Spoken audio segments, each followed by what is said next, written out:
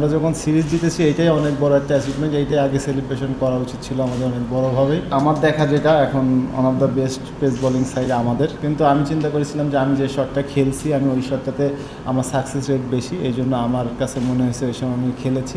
মিরাজ টিমের সাথে জয়েন করেছে, এখনও তাকে ডক্টররা দেখছে, সো এখনও কালকে পর্যন্ত সময় আছে, সো টিমের সাথেই আছে, সে ভালো আছে।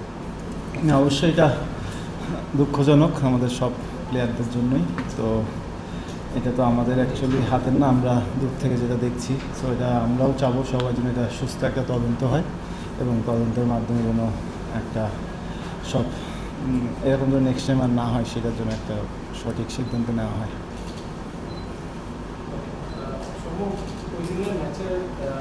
অনেকগুলো মোড ছিল, খুব ক্রুশাল টাইম ছিল যখন তানজিদ ফার্স্ট ওভার আউট হয়েছে এবং অনেকগুলো চান্স আসতে থাকে, তখন আপনি আর শান্তই অ্যাপ্রোচটা নিয়েছিলেন, স্পেশালি আপনার ব্যাটিং মানে প্রেশারটা কমিয়ে এনেছিল, মানে এই ধরনের ব্যাটিং আপনি আগে করেছেন। ওই দিন কি মেন্টালিটি ছিল? অস্ট্রেলিয়া এগেন্স্টে সিরিজ জিতার একটা টার্গেট ছিল সামনে শুরু? না, অ্যাকচুয়ালি ফার্স্ট অফ অল আমাদের এই আমরা যে সিরিজটা দিচ্ছি এটা আমাদের সবার অনেক বড় করে সেলিব্রেশন করা উচিত ছিল, কারণ আমাদের অনেক বড় একটা অ্যাচিভমেন্ট, আমরা কতটুকু করছি জানি না, কিন্তু করা উচিত ছিল। আর যেটা বললেন যে তামিম যখন আউট হয়ে গেছে, একটা বড় টিমের সাথে খেলতে গেলে আপনি যত বকডাউন খেলবেন তত তারা আমাদের উপরে চড়াও হয়ে থাকবে। সো ওরা অনেক বেশি চেষ্টা করছিল উইকেট নেওয়ার জন্য, তো আমি আর শান্ত নর্মাল চিন্তা করেছিলাম যে নর্মাল ক্রিকেট খেলার জন্য, অ্যাটাকিং ক্রিকেট খেলার জন্য যেন ওরা আমাদের উপরে না আসতে পারে কখনোই।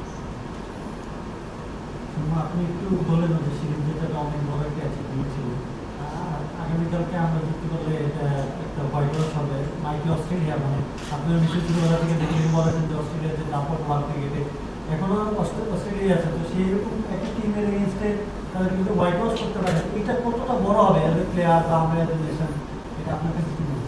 অবশ্যই অনেক বড় হবে, কিন্তু প্রথমে যেটা বললাম যে আমরা যখন সিরিজ জিতেছি এইটাই অনেক বড় একটা অ্যাচিভমেন্ট, এইটাই আগে সেলিব্রেশন করা উচিত ছিল আমাদের অনেক বড়োভাবেই।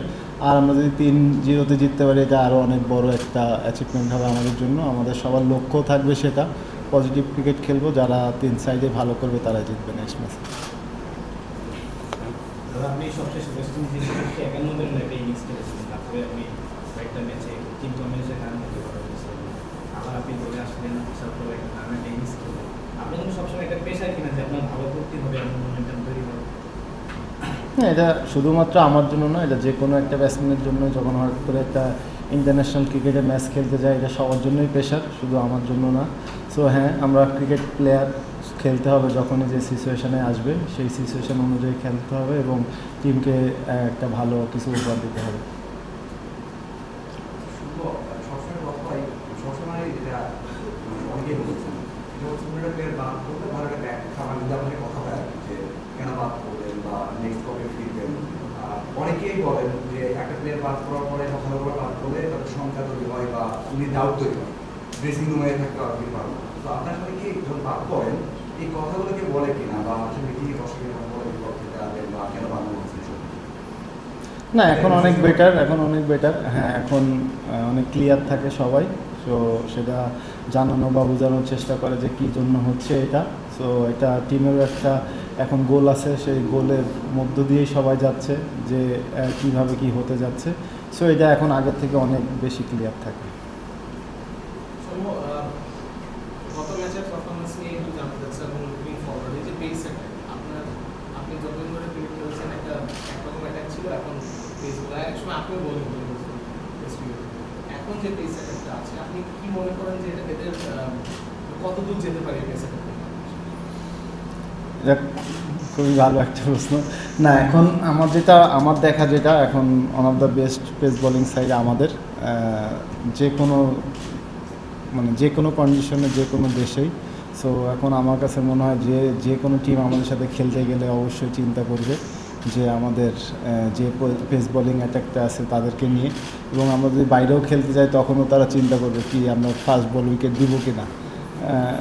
সো এটা আমাদের এখন একটা মানে খুবই ভালো একটা টাইম যাচ্ছে পেস বোলিং সাইড দিয়ে, যে তারা এত ভালো করতেছে এবং আগে যেমন আমাদের উইনিং রেশিওর দিক থেকে স্পিন অনেক বেশি হেল্প করতো আমাদের, এখন যেটা ফাস্ট বোলাররা করতেছে। সো এটা খুবই ভালো একটা দিক।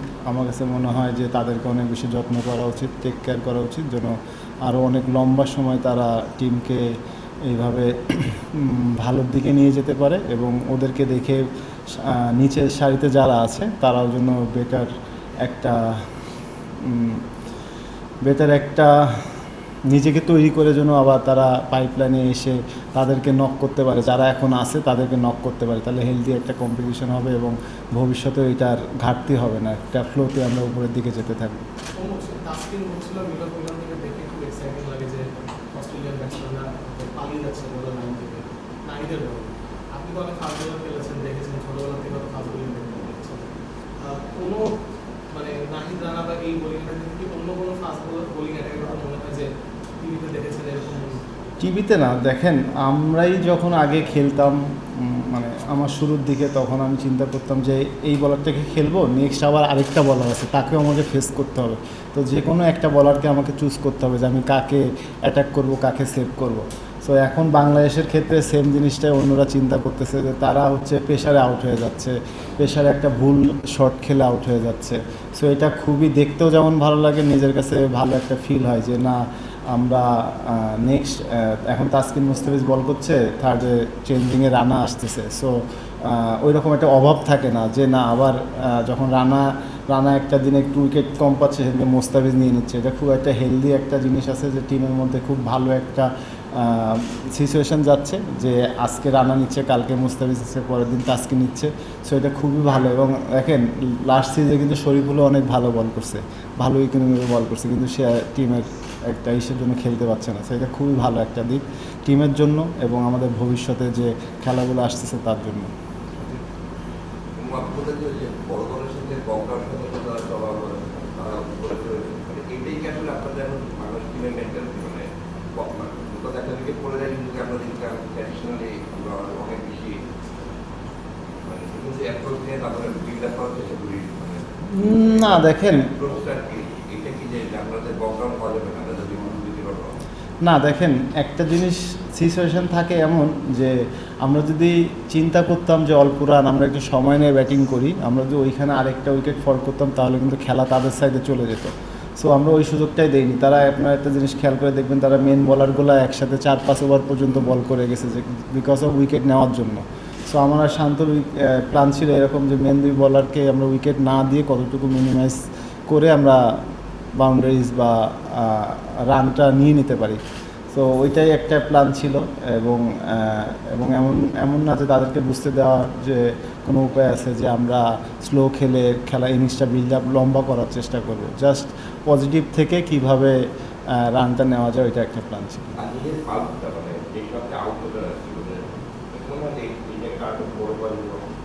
হ্যাঁ অবশ্যই যেত, কিন্তু আমি যে সময় খেলেছি হ্যাঁ হয়তোবা আমি 50-এর পরে গেলে হয়তোবা এই কথাটা নাও আসতে পারতো, কিন্তু আমি চিন্তা করেছিলাম যে আমি যে শটটা খেলছি আমি ওই শটটাতে আমার সাকসেস রেট বেশি, এই জন্য আমার কাছে মনে হয়েছে ওই সময় আমি খেলেছি। হ্যাঁ আমি সাকসেস হই নাই এটা ঠিক, আবার যদি চিন্তা করি যে না আমি 50 করার পরে মারতাম সেটাও হতো, কিন্তু আমার কাছে ওই সময়টা মনে হয়েছিল যে আমি এটা দিয়ে খেলি সাকসেস হলে হয়তো আমার কাছে ভালো লাগতো, এখন খারাপ হয়েছে আমার কাছে নেগেটিভ হয়ে গেছে। সো আমি চাইবো পরবর্তীতেও যদি আসে আমি নিজেকে এই শটটাতে ব্যাক করবো। গতদিন একটা ভিডিওতে দেখলাম যে মুস্তাফিজুর রহমান বিশ্বকাপ চ্যাম্পিয়ন হওয়ার কথা বলছেন, মানে কি টাইপের মাইন্ডসেট দরকার। আপনিও বললেন একটা আলটিমেট গোল আছে, নাসিম ভাইও গতদিন এসে বলেছেন এসএসসি খারাপ নেই, তো আলটিমেটলি গোলটা কি বিশ্বকাপ কেন্দ্রিক?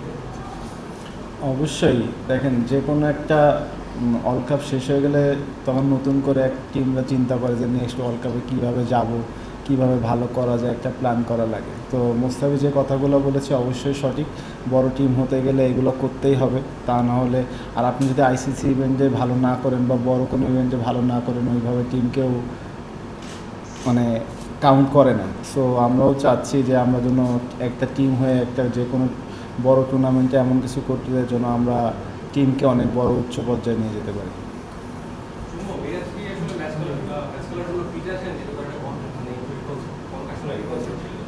মিরাজ টিমের সাথে জয়েন করেছে, এখনও তাকে ডক্টররা দেখছে, সো এখনও কালকে পর্যন্ত সময় আছে। সো টিমের সাথেই আছে, সে ভালো আছে।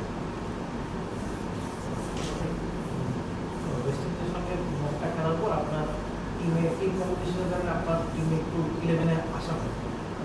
11-এর বাইরে ছিলেন, সাইকোলজিক্যালি আপনি কেমন ফিল করছিলেন? আর মানে আপনার কাছে ক্লিয়ার মেসেজ ছিল কিনা যে আপনি টিমের সঙ্গে আছেন বা এই কারণে হচ্ছে না, সাইকোলজিক্যালি আপনি কেমন ফিল করছিলেন? না, অবশ্যই না খেললে তো একটা আলাদা রকম মাইন্ডসেট থাকে, আর খেললে একটা আলাদা মাইন্ডসেট থাকে। তো মাইন্ডসেট এমন ছিল যে যখনই সুযোগ আসবে তখনই নিজেকে প্রুভ করতে হবে, নিজেকে আবার নতুন করে তৈরি করতে হবে। সো সেই তৈরি করার জন্য বাকি যে সময়গুলো প্র্যাকটিসে ছিল ওইগুলোতে মাইন্ডসেট করেছিলাম যে কিভাবে আমার কোন জায়গাগুলো ফল্ট আছে ওইগুলো নিয়ে কাজ করা এবং নিজেকে আরও স্ট্রং করা। যদিও প্রশ্ন ক্যাপ্টেন করে বেটার সেটা হচ্ছে যেহেতু কালকে যে ম্যাচটা আছে আমরা তো থার্ড ওডিআই সময় পরীক্ষা না সুযোগ দেওয়ার চেষ্টা করি, মানে আমাদের বাইরে আছে সবগুলো আছে সোহান, তো ম্যানেজমেন্টের মানে আপনাদের এরা কি মানে টিমের যে ওইভাবে খেলা হবে নাকি সেম টিম গোল হোয়াইট এটা ম্যানেজমেন্টের, তারপরেও বলবো আমার দিক থেকে যদি জিজ্ঞাসা করেন বলবো যে না করা যায় বেটার, কারণ অনেক বড় টিমের সাথে আমরা খেলছি। সো 3-0 জিতাটা অনেক বড় একটা অ্যাচিভমেন্ট হবে। তো যারাই বেস্ট আছে তাদেরকেই খেলানো উচিত।